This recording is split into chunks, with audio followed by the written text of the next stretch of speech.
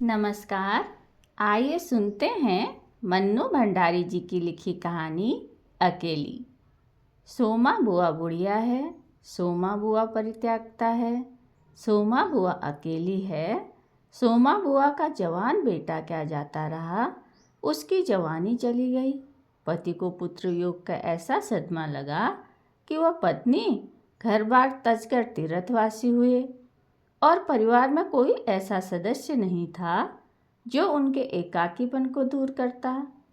पिछले 20 वर्षों से उनके जीवन की एक रास्ता में किसी प्रकार का कोई व्यवधान उत्पन्न नहीं हुआ, कोई परिवर्तन नहीं आया। यूं हर साल 1 महीने के लिए उनके पति उनके पास आकर रहते थे, पर कभी उन्होंने पति की प्रतीक्षा नहीं की, उनकी राह में आंखें नहीं बिछाई। जब पति रहते उनका मन और भी मुरझाया हुआ रहता, क्योंकि पति के स्नेहहीन व्यवहार का अंकुश उनके रोजमर्रा के जीवन की अबाध गति से बहती स्वच्छंद धारा को कुंठित कर देता। उस समय उनका घूमना फिरना, मिलना जुलना बंद हो जाता और सन्यासी जी महाराज से यह भी नहीं होता कि 2 मीठे बोल बोलकर सोमा बुआ को एक ऐसा संबल ही पकड़ा दें जिनका आसरा लेकर वे उनके वियोग के 11 महीने काट दें। इस स्थिति में बुआ को अपनी जिंदगी पास पड़ोस वालों के भरोसे ही काटनी पड़ती थी। किसी के घर मुंडन हो, छठी हो, जनेऊ हो, शादी हो या गमी, बुआ पहुंच जाती और फिर छाती फाड़ कर काम करती, मानो वे दूसरे घर में नहीं अपने ही घर में काम कर रही हूँ। आजकल सोमा बुआ के पति आए हैं और अभी अभी कुछ कहा सुनी हो चुकी है। बुआ आंगन में बैठी धूप खा रही है, पास रखी कटोरी से तेल लेकर हाथों में मल रही है और बड़बड़ा रही है। इस 1 महीने में अन्य अवयवों के शिथिल हो जाने के कारण उनकी जीभ भी सबसे अधिक सजीव और सक्रिय हो उठती है। तभी हाथ में एक फटी साड़ी और पापड़ लेकर ऊपर से राधा भाभी उतरी। क्या हो गया बुआ, क्यों बड़बड़ा रही हो? फिर सन्यासी जी महाराज ने कुछ कह दिया क्या? अरे कहीं चले जाऊं सो इन्हें नहीं सुहाता। कल चौक वाले किशोरी लाल के बेटे का मुंडन था, सारी बिरादरी को न्योता था। मैं तो जानती थी कि पैसे का गुरूर है कि मुंडन पर सारी बिरादरी को न्योता है, पर काम उन नई नवेली बहुओं से संभलेगा नहीं, सो जल्दी ही चली गई। हुआ भी वही, और सरक कर बुआ ने राधा के हाथ से पापड़ लेकर सुखाने शुरू कर दिए। एक काम गत से नहीं हो रहा था। अब घर में कोई बड़ा बूढ़ा हो तो बतावे, या कभी किया हो तो जाने। गीत वाली औरतें मुंडन पर बन्ना बन्नी गा रही थी। मेरा तो हंसते हंसते पेट फूल गया और उसकी याद से कुछ ही देर पहले का दुख और आक्रोश धुल गया। अपने सहज स्वाभाविक रूप में वह कहने लगी, भट्टी पर देखो तो अजब तमाशा, समोसे कच्चे ही उतार दिए और इतने बना दिए कि 2 बार खिला दो, और गुलाब जामुन इतने कम कि एक पंगत में भी पूरे न पड़े। उसी समय मैदा सान कर नए गुलाब जामुन बनाए। दोनों बहनें और किशोरी लाल तो बेचारे इतना जस मान रहे थे कि क्या बताऊं। कहने लगे, अम्मा तुम न होती तो आज भद्द उड़ जाती। अम्मा तुमने लाज रख ली, मैंने तो कह दिया कि अरे अपने ही काम नहीं आएंगे तो कोई बाहर से तो आएगा नहीं। यह तो आजकल इनका रोटी पानी का काम रहता है, नहीं तो मैं सवेरे से ही चली आती। तो सन्यासी महाराज क्यों बिगड़ पड़े? उन्हें तुम्हारा आना जाना अच्छा नहीं लगता बुआ? यूं तो कहीं आऊं जाऊं सो ही उन्हें नहीं सुहाता, और फिर कल किशोरी के यहाँ से बुलावा नहीं आया। अरे मैं तो कहूँ कि घर वालों का कैसा बुलावा, वे लोग तो मुझे अपनी माँ से कम नहीं समझते। नहीं तो कौन भला यूं भट्टी और भंडार गृह सौंप दे, पर उन्हें अब कौन समझावे। कहने लगे, तू जबरदस्ती दूसरों के घर में टांग अड़ाती फिरती है। और एकाएक उन्हें उस क्रोध भरी वाणी और कटु वचनों का स्मरण हो आया जिसकी बौछार कुछ देर पहले ही उन पर हो चुकी थी। याद आते फिर उनके आंसू बह चले। अरे रोती क्यों हो बुआ, कहना सुनना तो चलता ही रहता है। सन्यासी जी महाराज 1 महीने को तो आकर रहते हैं, सुन लिया करो। और क्या, सुनने को तो सुनती ही हूँ, पर मन तो दुखता ही है कि 1 महीने को आते हैं तो भी कभी मीठे बोल नहीं बोलते। मेरा आना जाना इन्हें सुहाता नहीं। सो तू ही बता राधा, ये तो साल में 11 महीने हरिद्वार रहते हैं, इन्हें तो नाते रिश्ते वालों से कोई लेना देना नहीं, पर मुझे तो सबसे निभाना पड़ता है। मैं भी सबसे तोड़ ताड़ कर बैठ जाऊं तो कैसे चले। मैं तो इनसे कहती हूँ कि जब पल्ला पकड़ा है तो अंत समय में भी साथ रखो। सो तो इनसे होता नहीं। सारा धर्म कर्म यही लुटेंगे, सारा जस यही बटोरेंगे, और मैं अकेली पड़ी पड़ी यहाँ इनके नाम को रोया करूँ। उस पर से कहीं जाऊँ तो वह भी इनसे बर्दाश्त नहीं होता। और बुआ फूट फूट कर रो पड़ी। राधा ने आश्वासन देते हुए कहा, रो नहीं बुआ। अरे वे तो इसलिए नाराज हुए कि बिना बुलाए तुम चली गई। बेचारे, इतने हंगामे में बुलाना भूल गए तो मैं भी मान करके बैठ जाती। फिर घर वालों का कैसा बुलाना। मैं तो अपनेपन की बात जानती हूँ। कोई प्रेम न रखे तो 10 बुलाए पर नहीं जाऊँ, और प्रेम रखे तो बिना बुलाए भी सिर के बल जाऊँ। मेरा अपना हरखू होता और उसके घर काम होता तो क्या मैं बुलावे के भरोसे बैठी रहती। मेरे लिए तो जैसा हरखू वैसा किशोरी लाल। आज हरखू नहीं है, इसी से दूसरों को देख देख कर मन भरमाती रहती हूँ। और वह हिचकियाँ लेने लगी। सूखे पापड़ों को बटोरते बटोरते सर को भरसक कोमल बनाकर राधा ने कहा, तुम भी बुआ बात को कहाँ से कहाँ ले गई। लो अब चुप हो लो, पापड़ भून कर लाती हूँ, खाकर बताना कैसा है। और वह साड़ी समेट कर ऊपर चढ़ गई। कोई 1 सप्ताह भर बाद बुआ बड़े प्रसन्न मन से आई और सन्यासी जी से बोली, सुनते हो, देवर जी के ससुराल वालों की किसी लड़की का संबंध भागीरथी जी के यहाँ हुआ है। वे सब लोग यहीं आकर ब्याह कर रहे हैं। देवर जी के बाद तो इन लोगों से कोई संबंध ही नहीं रहा। फिर भी हैं समधी ही, वे तो तुमको भी बुलाए बिना नहीं मानेंगे। समधी को आखिर कैसे छोड़ सकते हैं। और बुआ पुलकित होकर हंस पड़ी। सन्यासी जी की मौन उपेक्षा से उनके मन को ठेस तो पहुंची, फिर भी वे प्रसन्न थी। इधर उधर जाकर वे उस विवाह की प्रगति की खबरें लाती।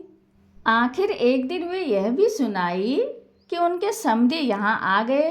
जोर शोर से तैयारियां हो रही हैं। सारी बिरादरी को दावत दी जाएगी। खूब हो रौनक होने वाली है। दोनों ही पैसे वाले ठहरे। क्या जाने हमारे घर तो बुलावा आएगा या नहीं। देवर जी को मरे 25 बरस हो गए। उनके पास से तो कोई संबंध ही नहीं रखा। रखे भी कौन। यह काम तो मर्दों का होता है। मैं तो मर्द वाली होकर भी बेमर्द ही हूँ। और एक ठंडी सांस उनके दिल से निकल गई। अरे बुआ, तुम्हारा नाम कैसे नहीं हो सकता। तुम तो समधिन ठहरी। संबंध में न रहे कोई रिश्ता थोड़ी ही टूट जाता है। दाल पीसती हुई घर की बड़ी बहू बोली। है बुआ, नाम है। मैं तो सारी लिस्ट देख कर आई हूँ, विधवा ननद बोली। बैठे ही बैठे एकदम आगे सरक कर बुआ ने पूछा, तू अपनी आंखों से देख कर आई है नाम। नाम तो होना ही चाहिए, पर मैंने सोचा कि क्या जाने आजकल के फैशन में पुराने संबंधियों को बुलावा हो न हो। और बुआ बिना 2 पल भी रुके वहाँ से चल पड़ी। अपने घर जाकर सीधे राधा भाभी के कमरे में चढ़ी। क्यों री राधा, तू तो जानती है कि नए फैशन में लड़की की शादी में क्या दिया जावे है। समधियों का मामला ठहरा, सो भी पैसे वाले। खाली हाथ जाऊंगी तो अच्छा नहीं लगेगा। मैं तो पुराने जमाने की ठहरी। तू ही बता दे क्या दूं। अब कुछ बनाने का समय तो रहा नहीं, 2 दिन बाकी हैं। सो कुछ बना बनाया ही खरीद लाना। क्या देना चाहती हो अम्मा, जेवर, कपड़ा या श्रृंगारदान या कोई और चांदी की चीज़ें। मैं तो कुछ भी नहीं समझूं री। जो कुछ पास है तुझे लाकर दे देती हूँ, जो ठीक समझे ले आना, बस भद्द नहीं उड़नी चाहिए।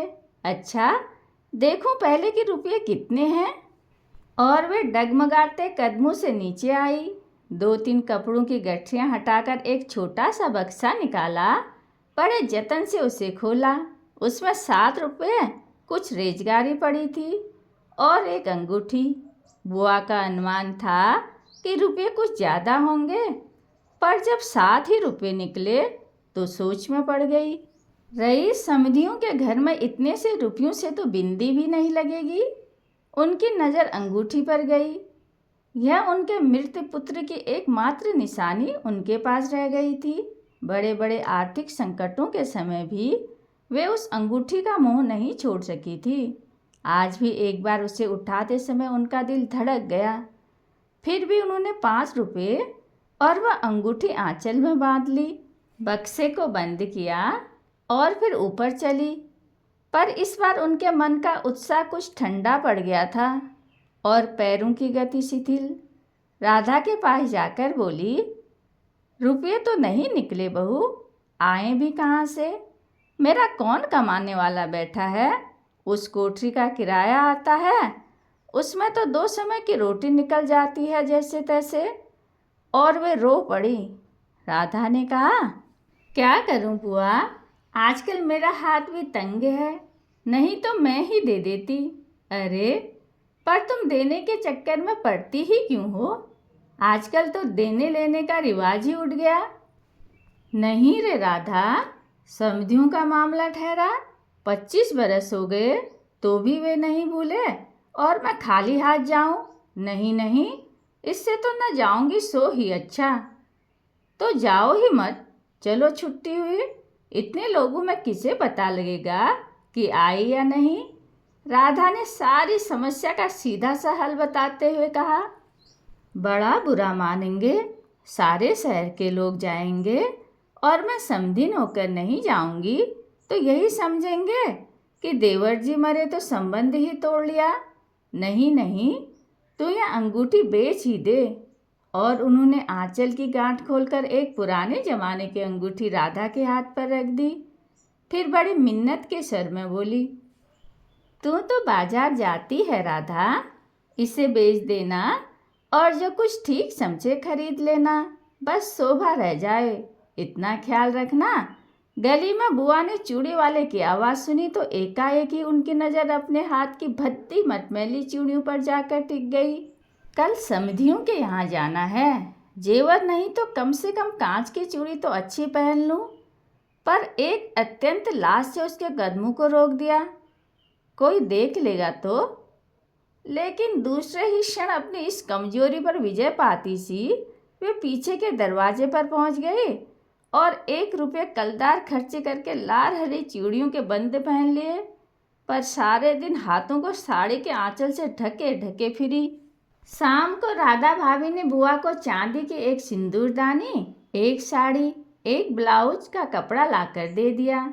सब कुछ देख पाकर बुआ बड़ी प्रसन्न हुई और यह सोच सोच कर कि जब ये सब दे देंगी तो उनकी समधन पुरानी बातों की दुहाई दे देकर उनकी मिलन सहायता की कितनी प्रशंसा करेंगी, उनका मन पुलकित होने लगा।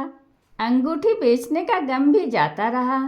पास वाले बने के यहाँ से एक आने का पीला रंग लाकर रात में उन्होंने साड़ी रंगी।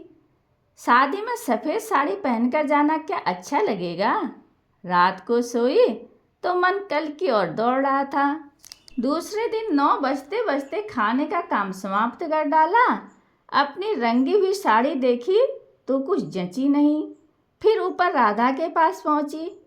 क्यों राधा, तू तो रंगी साड़ी पहनती है तो बड़ी आब रहती है, चमक रहती है, इसमें तो चमक आई नहीं।